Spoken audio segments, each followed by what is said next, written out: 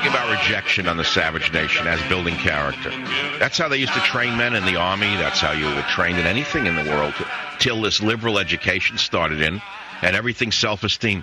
Good job. Good job. The kid swings and misses, falls on himself. Good job, Bobby. I mean, I believe in positive reinforcement up to a point, but not to the point of absurdity.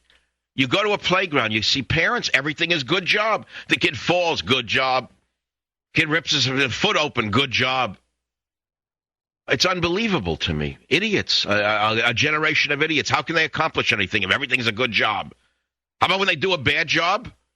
I didn't say get angry at them, but stop with the good job every 2 minutes. See, it's the Spock thing of positive reinforcement. I remember in the 60s, positive reinforcement, raise your children with it.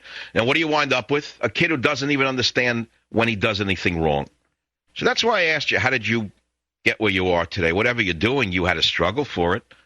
The government didn't give it to you. The sale begins when the customer says, no, I learned that when I was young. Now, I'm not going to go on and on about this all day. We could talk about, Iran. It's a big story where Obama says, people being shot in the streets, Obama says it's not productive to be seen meddling. See, leadership means meddling. Leadership requires thought. Leadership requires a speech that encourages the opposition while not provoking a militant reaction that's even worse. That's leadership. That's skill. Obama doesn't have the skill to inject himself into the Iran situation. What do you mean not productive to be seen meddling? I never heard of anything like this. We've gone from the light of the world into something else, the whoopee cushion of the world. That's all. We've gone from being seen as the light unto the world, democracy, to the whoopee cushion of the world with this guy in the White House. Ed, Fort Lauderdale, welcome to the Savage Nation. Hey, Dr. Savage. When I first graduated high school, I didn't go to college, and I told my father he owned a small construction company, and he was making pretty good money. I told him I wanted to do what he did. I wanted to be the boss. He told me, no, you have to come out and work as a laborer.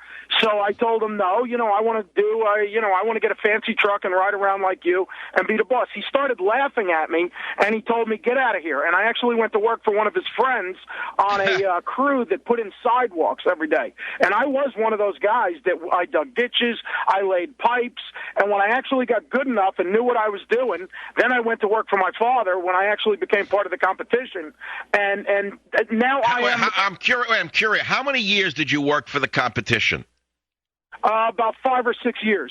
That's very interesting because I read a story about 10 years ago that family businesses should not take their children into the business until they have worked for a competitor for 3 to 5 years. When I started, I was a laborer. We put in sewer pipes and water pipes, in big ditches.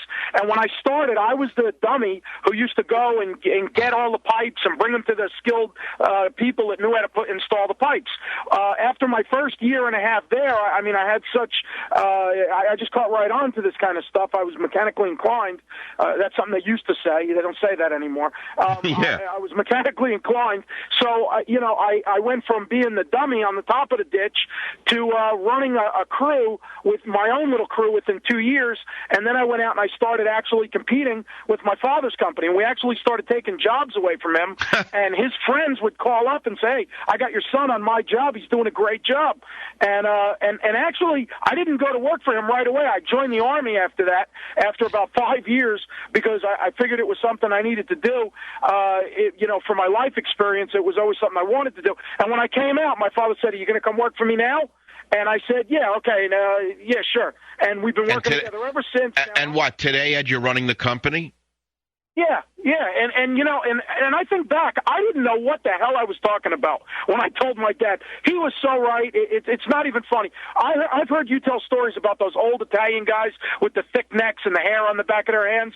That's my, you describe my family. They're from Queens. They're from Brooklyn. They're from all over New York. They tell you nice things, but in a very rough way.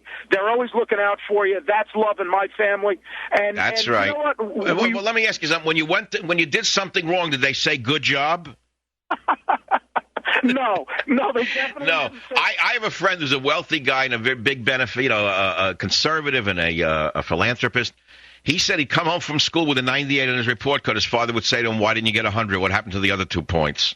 Exactly right. I would come home all happy. I got B's or I got a C. And my father would say, why are your grades so low? How come you didn't get A's? What's wrong with you? And today the kid would call up the Child and Family Services so that they could take the kid away for abuse. Once, my younger brother once told my father threatened to slap him, and my brother said, if you do, I'm calling HRS.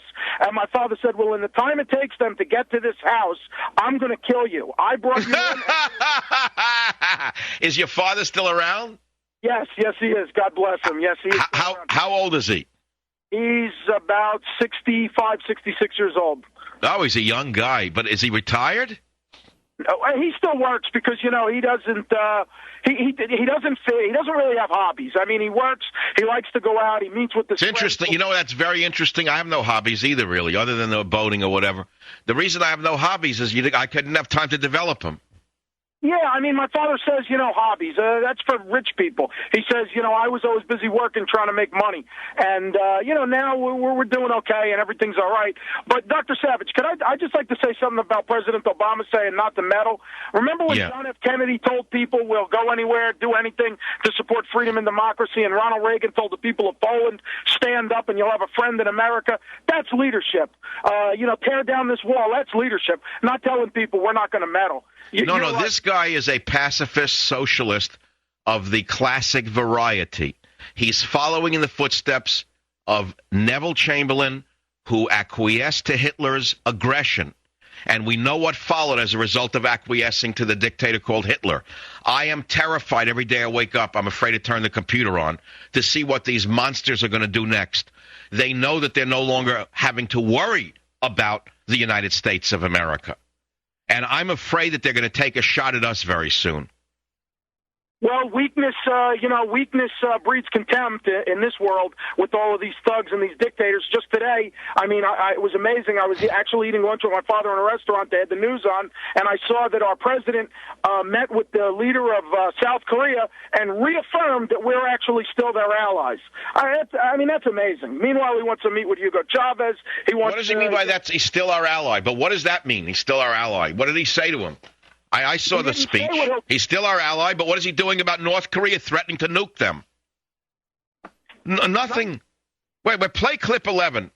Hey, Ed, hold on. That's a great call. Play clip 11. I know what he's talking about. The Republic of Korea is one of America's closest allies. Our friendship has been forged through a history of shared sacrifice, and it is anchored in our shared democratic values. All right, fine. Oh, yeah, we understand all the highfalutin college talk, but you're no longer a professor, Mr. Obama. So let's see when it gets tough now. Let's hear clip 14. There is another path available to North Korea.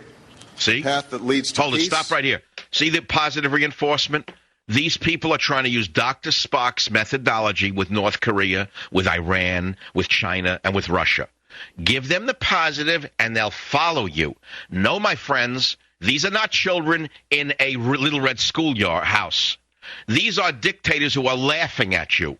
Play clip 14. Listen to this. There is another path available to North Korea, a path that leads to peace and economic opportunity for the people of North Korea, including full integration into the community of nations.